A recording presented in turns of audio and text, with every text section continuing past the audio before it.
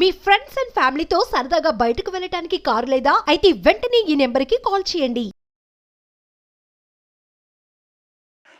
నమస్తే, welcome to Suman TV. నేను విష్ణు. ప్రస్తుతం మనతో పాటు పైసల ముచ్చట్లు మనీ మంత్రదండం పుస్తక రచయిత, certified financial planner Ram Prasad గారు ఉన్నారు. వారితో మాట్లాడదాం. సార్ రామ్ ప్రసాద్ గారు నమస్తే. సార్ నమస్తే విష్ణు గారు.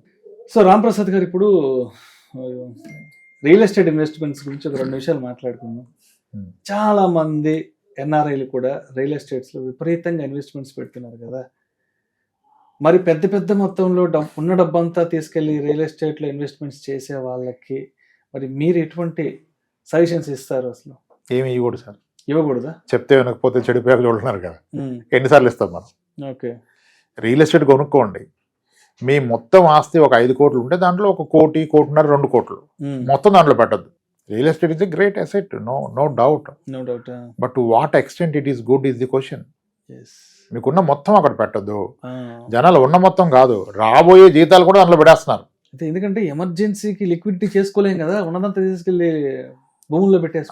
ఉన్నదంతా కాదు, ఇప్పుడు ఉన్న ఫ్లాట్ మీద టాప్అప్ లోన్ తీసుకొని ప్లాట్ కొంటారు. అంటే ఉన్నది కదా నేను పెట్టింది, రాబోయేది ఉన్నదాని మీద లోన్ తీసుకొని పెడుతున్నారు. ఇప్పుడు తీరా కొన్నాం కదా, కొనేవాడు లేడు, అమ్ముడు పోదు. నువ్వు ఒక రేట్ చెప్తూ అది నువ్వే చెప్పుకున్నావు, ఎవడంటే అక్కడ నీ రేటు వినేవాడు ఎవడున్నాడు అక్కడ. అదేవిధంగా కాసేపు గోల్డ్ ఇన్వెస్ట్మెంట్స్ గురించి కూడా మాట్లాడుకుందాం. ఎందుకంటే మనం ఎప్పుడు గోల్డ్ గురించి మాట్లాడడం అది బాగా హాట్ టాపిక్, బ్లాక్ బస్టర్ అవుతుంది.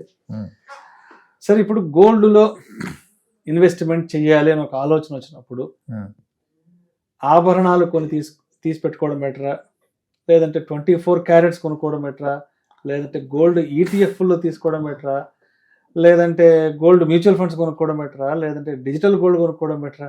సో అసలు రామ్ ప్రసాద్ గారు గోల్డ్ ఇన్వెస్ట్మెంట్స్ గురించి ముక్కుసూటిగా చెప్పాలి అంటే ఏం చెప్తారు? ఇందాక మనం మాట్లాడాం కదా సార్, అంటే ఇంకొంచెం ఇప్పుడు సింపుల్ 1979లో 10 గ్రాముల గోల్డ్ 942 రూపీస్, 950 రూపీస్ ఉంది. ఇప్పుడు 80,000 అయింది. అదే రోజు సెన్సెక్స్ 100 నుంచి 80,000 అయింది. ఎంత డిఫరెన్స్ ఉంది? ఇప్పుడు ఆర్నమెంట్ అయితే మీరు వాడుకుంటారు కాబట్టి ఎంత పెరుగుతుందో సంబంధం లేదు. ఇక మీరు చెప్పిన ఏది కొన్నా, digital gold, bond, coin, gold fund, gold mutual fund, ఏది కొన్నా గోల్డ్ పెరిగినంత పెరుగుతుంది కదా. దాని అండర్లయింగ్ అసెట్ ఈస్ గోల్డ్. అది ఈక్విటీ అంత పెరగదని తెలిసినప్పుడు అది పెట్టుబడికి ఎందుకు వాడుతున్నారు? దాన్ని ఆర్నమెంట్ గానే వాడాలి, పెట్టుబడికి ఎందుకు వాడుతున్నారు? అంటే లాంగ్ రన్.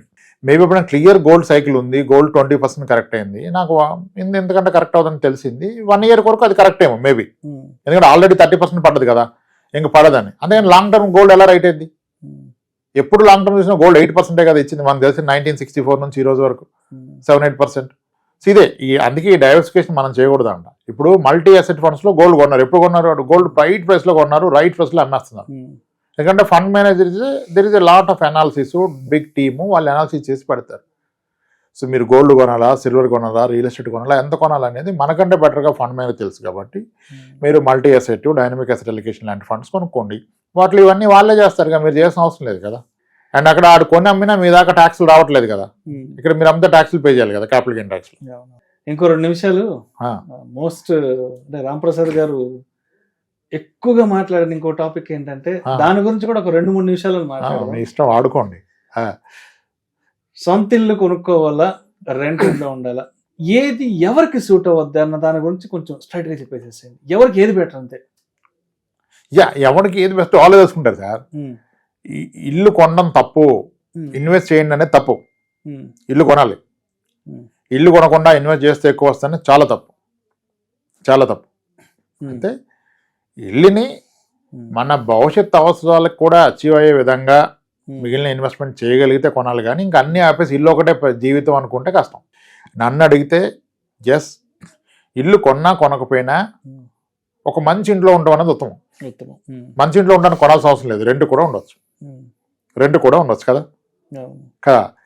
డెఫినెట్గా ఒక వ్యక్తి లైఫ్ టైం ప్రయారిటీస్లో top priority is house, next priority car, third priority kids education. అయిపోయింది కదా, ఇది ఆర్డర్. అయితే ఇప్పుడు నా బడ్జెట్ అంత లేదు, నాకు విల్లాలోనే ఉండాలి అంటే మా వైఫ్కి విల్లా ఇష్టం సార్, అదేమో నేను ఎక్కడ చూసినా 4 కోట్లు అవుతుంది, ఎలా సార్ నేను కొనలేను సార్ అంటే నేను చెప్పాను కొంతమందికి, మీరు 4 కోట్ల విల్లా కొనలేకపోతే మీ బడ్జెట్ 2 కోట్లు ఉంటే 2 కోట్ల అపార్ట్మెంట్ కొనండి గేటెడ్ కమ్యూనిటీలో. రైట్ 2 కోట్ల అపార్ట్మెంట్కి మీకు 50,000 అద్దె వస్తుంది. మీ 6 కోట్ల విల్ల కూడా 50,000 అద్దెకే వస్తాయి.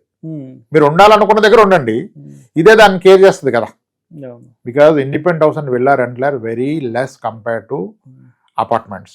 మన కూడా ఒక ఆయన వచ్చాడు, ఎక్కడ రాజ్ పుష్ప అనేది చెప్పారు, సార్ మీరు చెప్పింది నిజమన్నాడు. ఎందుకన్నాను, సార్ మా ఓనర్ మాకు రెంట్కి ఇచ్చాడు కదా సార్, ఆయన మా నియర్ బై విల్లాలో ఉన్నాడు సార్, మేము గంట 60,000 వాడు గంట 60,000 సార్, వాడు 6 కోట్ల విల్లా మాది 2.5 కోట్లే సార్ అన్నాడు. అర్థమైందా లాజిక్? సో అది again it depends on the emotion of family members. వాళ్ళకి అబ్జెక్షన్ లేదంటే చేయగలుగుతారు, వాళ్ళకి అబ్జెక్షన్ ఉంటే మీరు ఏం చేయలేరు కదా. ఇంకొకటి వచ్చేసి ఏదైనా ఖాళీగా ఉన్న స్థలం కొనడం మంచిదా, లేదంటే వ్యవసాయ భూమి కొనిపెట్టుకోవడం మంచిదా? అంటే మనకి ల్యాండ్ మీద చాలా మందికి అఫెక్షన్, మమకారం ఉంటుంది కదా. మనకు ఒక ఊర్లో ఒక 2 ఎకరాలు ఉంటే మంచిది, లేదంటే మనం ఉన్న టౌన్ లో మనకు ఒక ఖాళీ జాగా ఉంటే మంచిది అన్న ఇలాంటి డైనమాలు ఉంటారు కదా, మరి వాళ్ళకేం చెప్తారు? Real estate has to be for consumption, not as investment. యాక్చువల్గా నా పర్సనల్ ఒపీనియన్. మీరు స్థలం కొంటే దాంట్లో షాపింగ్ కాంప్లెక్స్ కట్టే ఐడియా ఉంది నాకు, నేను అక్కడ ఇల్లు కడతానంటే స్థలం కొనుక్కోండి. పెరుగుతుంది అమ్ముతారంటే కొనద్దు, పెరిగితే అమ్ముతారంటే 12%, 6 years డబ్బులు వద్దు మా అంటే. నేను వ్యవసాయం చేస్తానంటే పొలం కొనుక్కోండి, ఎప్పటి నుంచో మొదలెట్టండి ఏదో ఒకటి అక్కడ చేయించుకోవచ్చు కదా. రైతులకి ఏమో పెట్టుబడి డబ్బులు లేవు సార్, ఐటీ ఎంప్లాయీస్కి ఎన్ఆర్ఎస్కి ఏమో డబ్బులు ఉన్నాయి. సో కాబట్టి రైతులు వ్యవసాయం చేస్తే లాభాలు రావు, వ్యాపారస్తులు ఉద్యోగస్తులు చేస్తే లాభాలు వస్తాయి. ఎందుకంటే రైతుకి ఆధునిక అప్పు దొరక్క పంట రాదు. మీకు ఒక ఎగ్జాంపుల్ చెప్తాను.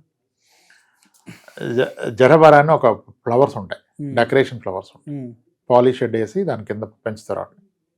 ఆ కలర్ఫుల్ ఫ్లవర్స్ రైతులు వేస్తే లాభాలు రావు, ఐటీ వాళ్ళు వీళ్ళు వేస్తే లాభాలు వస్తాయి. ఎందుకంటే వాడికి డ్రిప్ సిస్టమ్ ఉంటుంది, పాలిష్ షెడ్లో పెంచుతారు.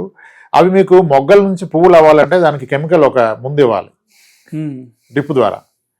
వీళ్ళు ఏం చేస్తారు, చదువుకున్న వాళ్ళు, ఎంబీఏ చేసిన వాళ్ళు, మార్కెట్లో ఏ రోజు సిక్కులే పండుగలు ఉన్నాయి, ఏ రోజు మంచి ముహూర్తాలు ఉన్నాయి, పెళ్ళి ఉన్నాయి, ఆ రోజు వచ్చే విధంగా వాటిని సెట్ చేసుకుంటారు. ఫార్మర్స్ ఏం చేస్తారు, డబ్బులు లేక ప్రతిరోజు కోసుకుని మార్కెట్కి వచ్చేస్తారు ఆయన ఆ మొగ్గల్ని పువ్వులు చేసి. ప్రతిరోజు వేసుకుని వస్తే ఒకరోజు రూపాయి వస్తుంది, ఒకరోజు 10 రూపాయలు వస్తుంది, ఒకరోజు లేవు కొండం. కానీ మీరు అదే మంచి ముహూర్తంలో వస్తే, గురుద్వారా వాళ్ళు ఉంటాయి కదా ఈవెంట్స్, ఆ రోజు వస్తే మీకు పువ్వు 4 రూపాయలకి పోతుంది. చూసారా? సో ఫార్మింగ్ లో డబ్బు ఉంటేనే ఫార్మింగ్ ప్రాఫిటబుల్, పెట్టుబడి పుష్కలంగా ఉంటే ఫార్మింగ్ ఈజ్ ప్రాఫిటబుల్. ఆ పెట్టుబడి లేనప్పుడు ఫార్మింగ్ ప్రాఫిటబుల్ కాదు. ఇప్పుడు నేను ఈరోజు మార్నింగ్ అనుకుంటా న్యూస్ లో చూస్తే టమాటా కిలో 2 రూపాయలు అయిపోయింది అంటున్నారు. మొన్నటి 100 రూపాయల దగ్గర కొట్టుకున్న రోజులు కూడా ఉన్నాయి. సో రైతులు ఇది ప్రెడిక్ట్ చేయలేరు. అదే దళారులు బాగా డబ్బులు చేస్తారు, కోల్డ్ స్టోరేజ్ లో పెట్టేసుకొని. కోల్డ్ స్టోరేజ్ లో ఆగుతుంది, 20 days ఆగుతుంది, కొన్ని 15 రోజులు అయిపోయినాక పంట అప్పుడు తీస్తారు బయటికి. సో మిడిల్ మ్యాన్ సంపాదిస్తుంది రైతుకి ఎప్పుడు రాదు. సో వ్యవసాయం అంటే అసలేమో నాకు అనిపిస్తుంది రైతులకే ఉండాలి పొలాలు, వేరే వాళ్ళు కొనకూడదని కదా.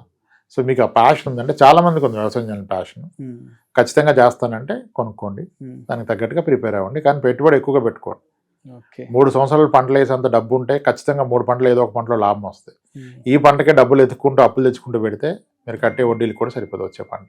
పొదుపు పెట్టుబడుల విషయంలో ఎటువంటి జాగ్రత్తలు తీసుకోవాలి అనే దాని గురించి చాలా చక్కగా మీ సమయాన్ని వెచ్చించి ఈ నూతన సంవత్సరం సందర్భంగా మన ప్రేక్షకులకు చాలా మంచి ఆసక్తికరమైన విషయాలను తెలియజేశారు. Thank you so much. Thanks.